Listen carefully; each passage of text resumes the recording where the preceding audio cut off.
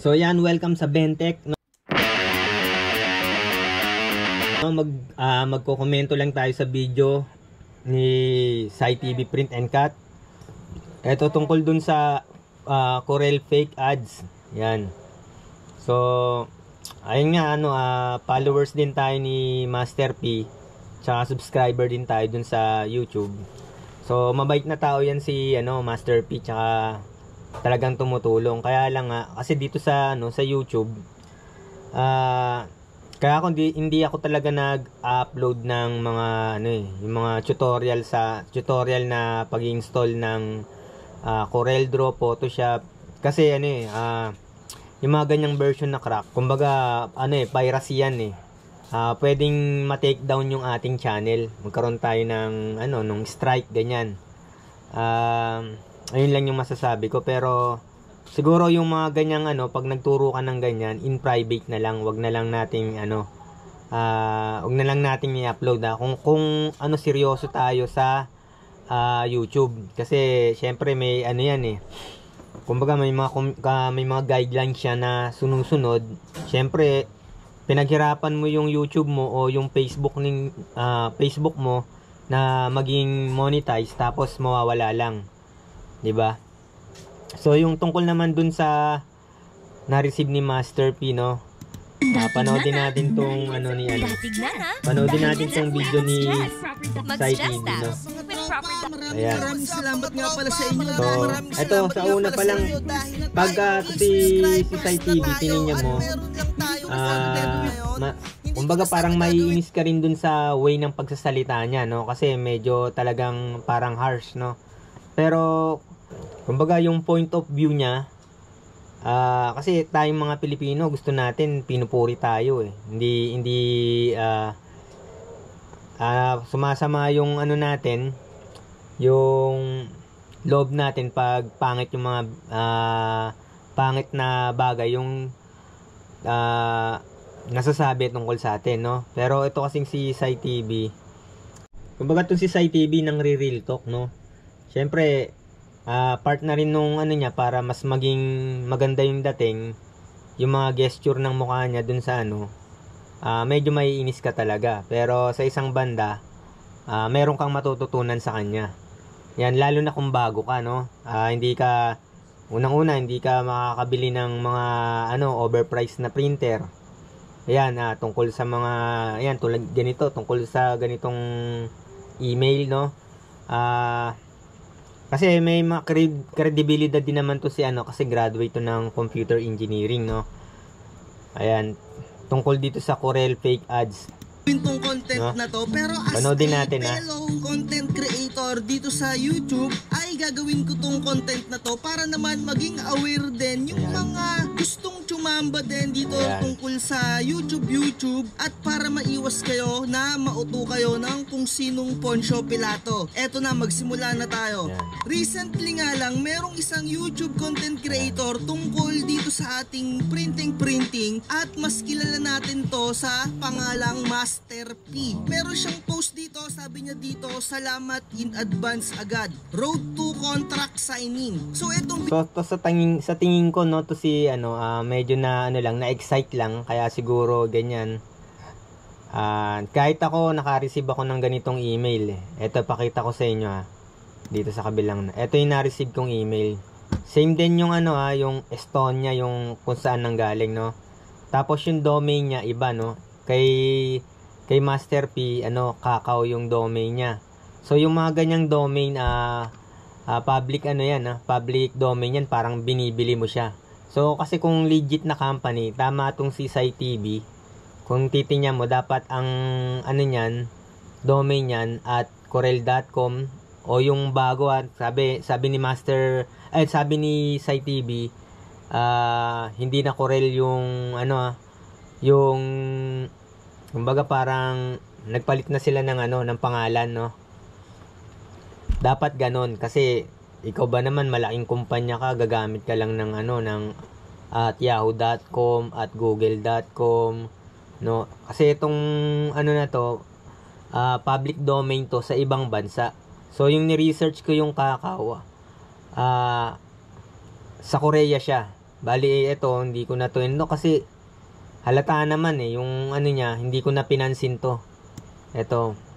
Ayan. Tsaka sa dami-dami ng ano lang ako, 10,000 subscribers lang ako, tsaka hindi naman ganun kalaki yung views ko. Yun, ano ako ng Corel, no? Pipili ako ng Corel, tsaka ni-research ko na rin yan. Maraming mga post tsaka comment tungkol dyan sa advertising deals ng Corel, no? Yan. Video na to, inuulit ko kaya ako ginawa yung channel natin para maiwas kayo sa mga uto or hindi kayo mauto. Ayan, no? Manggaling Poncio Pilato yon. So halimbawa na kagunggong lang malalaman nyo na kung eto. Ayan, no? Just ito yung email sa akin. Yan, kung titingnan ninyo, ayan, titingnan nyo yan, yung nasa niya. Ayan, yung na-receive ni Master P. Ayan. Ito naman yung na-receive ko. Ayan, no. Ayan, no. Yung pagkakasulat dito sa yung Dear Prospective Partner. Ayan, parehas na parehas. Ayan dito, kasi natatakpan ng picture niya, no. Pero nakita nyo to, announce that you and your YouTube channel is particular was concerned to promote. Ayun din, pares din yung nakasulat dito. You and your YouTube channel is particular was chosen to promote our newest software, Corel Video Editor, no? Ayun. Tsaka ang nakakabahala dito, yung binigay na contract. Banda dito. Signing, makakakita kayo. Ayan, ito yung nakakabahala dito. Yung offer.ph, hindi siya PDF. Yan, napaliwanag naman to ni SciTV, ito yung mga files na nakapaloob dun sa pag dinownload mo yung naka-zip file. Kasi naka-zip file yun ayun Kapag ka in-extract mo yun, ganun yung makikita mo. Ayan yung legit na file yun, yung Corel Preview MP4. Yan nga, pinakita ni SciTV, tas instruction talagang docs file. Dito lang talaga nagka-problema sa offer.pdf. Hindi siya talaga PDF. At kapag makikita mo kasi dito yung type application, no? Makikita mo siya. Tas executable file siya. Hindi siya PDF file talaga. Application siya, ibig sabihin .exe file siya. Dapat kapag kung tatanungin niyo po pala, graduate tayo ng business ads. Pero kumuha din ako ng computer technology. Yan. Tsaka nakapagtrabaho tayo ng matagal sa IT industry, no? Tsaka mga printing. Kaya aware din tayo sa ganitong aware tayo sa ganitong mga email na na scam ganyan. Hindi naman totoo. Yan. PDF ang nakalagay dito, .pdf, hindi .exe. So panoodin niyo na lang po yung video ni SciTV, no? Nandito na halos lahat yung paliwanag. Kumbaga nagse-second demotion lang ako dito sa sinabi ni SciTV.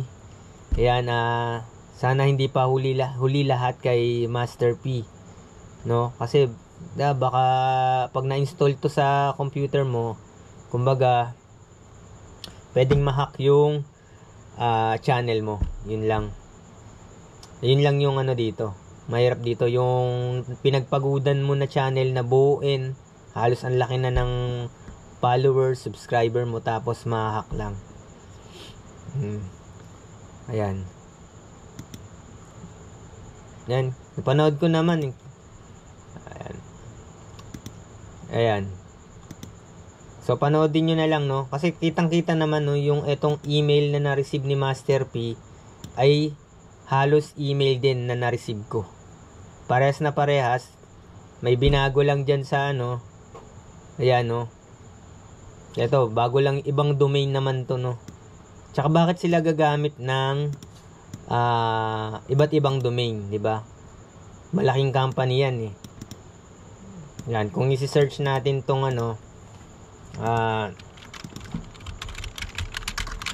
yan, nahandito na kasi lahat sa internet, no. Ayan. Yan, parang ata to, itong at bolny.cc No, hindi maintindihan, no? Parang Czechoslovakia na Russian. Ayan. 'Di ba? Ayun lang talaga sa akin, para sa akin, hinala ko talaga. Hindi lang hinala, 100% na na scam yung email. Hindi siya legit na na brand deals. Yan lang.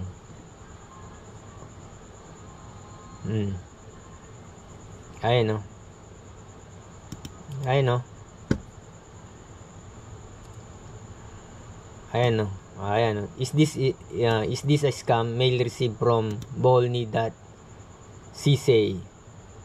Yan. Yan, basahin nyo na lang, no. So, research lang mga ka-printing, no. Tsaka mga ka-IT natin dyan, no. Lalo na yung mga baguhan. Kasi halos nasa internet na naman lahat, eh. Para hindi tayo mabibiktima ng mga ng scam. Yan, ma-hype tayo, makakabili tayo ng ng mga overpriced na na printer, na mga items. Yan. Yun nga lang talagang pag pinanood mo si Sai TV, talagang parang maiinis ka dun sa niya. Pero eto lang siya, nagmamalasakit lang to. Yun nga lang, medyo nakakainis nga lang yung style ng pagsasalita niya. Pero kung ka naman, kung matured ka naman, kung talagang panonoodin mo, merong nilalaman. Yan. So hanggang dito na lang, no. Masyado na tayong mahaba. Yan, napaliwanag naman ni Sai TV, no. Yan, maraming salamat.